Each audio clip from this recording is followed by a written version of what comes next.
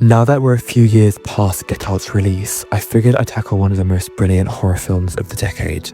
Get Out is a thriller directed by Jordan Peele about a black man discovering some seriously messed up and racist secrets about his girlfriend's family while visiting them for the weekend. Now listen, this movie has been analysed to death on what it really means and all the metaphors and symbolism packed into every frame. But for this video, I want to focus on an aspect of the film that was done incredibly well, but hasn't been talked about as much. The way Jordan Peele uses doubles and mirrors throughout the entire film, not just visual mirrors, but the way every character, every scene, every moment is doing double duty, sometimes triple or quadruple duty in service of the story. Let's start with the opening. Get Out opens with a 2-minute 11-second long take of a black man walking alone through a white suburb at night, and immediately we understand that he's in danger. Peele flips one of horror's most tired cliches, the woman walking alone at night, and the reversal hits us in the gut because we know instinctively that this man is more at risk here in this quiet, wealthy neighborhood than he would be almost anywhere else. The camera never cuts away from Andrea's perspective. We looked into his unease, his vigilance, and his irrational fear. Peele layers in these details, and music gets slightly clearer as Andrea realizes the car door is open, and later we'll learn the countdown. 1 Mississippi, 2 Mississippi, up to 6. That's exactly how long it takes to choke someone unconscious.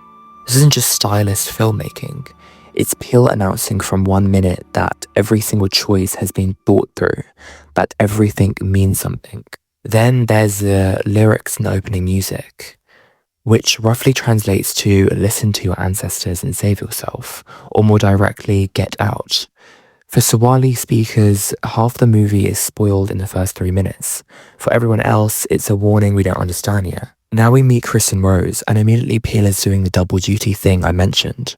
Rose is buying donuts for the trip, and she's got this bright, enthusiastic energy that feels so genuine. That little head knock she does when Chris is packing, it's adorable and relatable. Knowing what we know the same moments before chilling, it's not spontaneous infection, it's practical, and it's practiced. It's part of the performance. Alison Williams is doing incredible work here because she has to play 2 characters simultaneously, the Rose that Chris sees and the real Rose underneath. Somehow both have to feel authentic. The cop scene is another perfect example of this layered storytelling. On the surface level, Rose is defending her black boyfriend from a racist cop. He's asking for ID without cause. We see her privilege in action. She can challenge authority in a way Chris can't. We get this sense that she's an ally, but Peele is doing at least triple duty with the scene. 1, it establishes his Rose as protective and woke, which makes us trust her.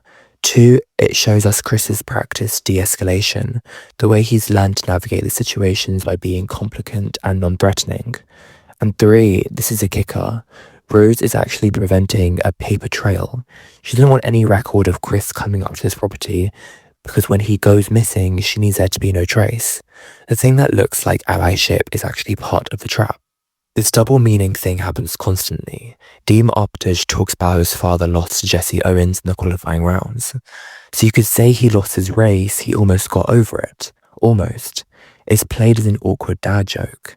Dean trying too hard to relate to his daughter's black boyfriend, but it's also literally the motivation for this entire operation.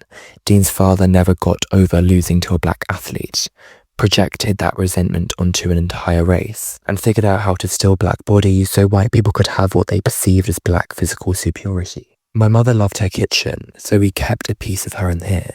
Sounds sentimental until you realise that he literally means it. Grandma is actually still in the kitchen, wearing Georgina's body. We hired Georgina and Walter to keep help of our parents.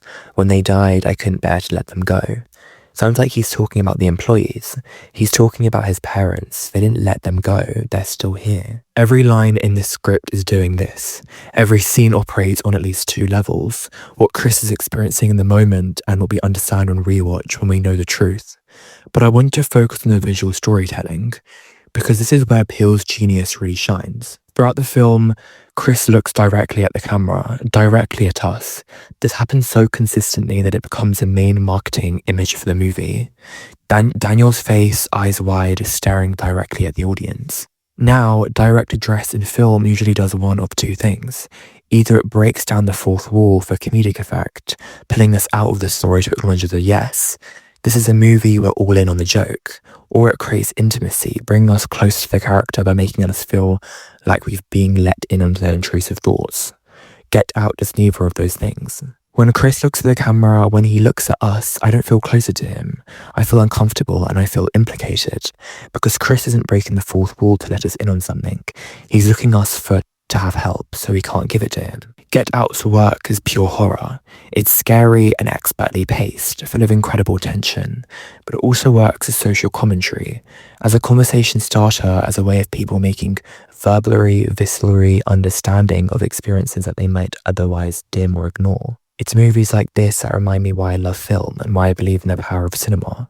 Jordan Peele didn't just make a great horror movie, he made a horror movie that uses every tool of the genre. The building dread, the jump scares, the vulnerability of the protagonist, the audience's helplessness, to say something urgent and necessary about race in America. And he did it in a way that's so entertaining and precisely crafted that people who would normally tune out of conversations about racism couldn't really look away.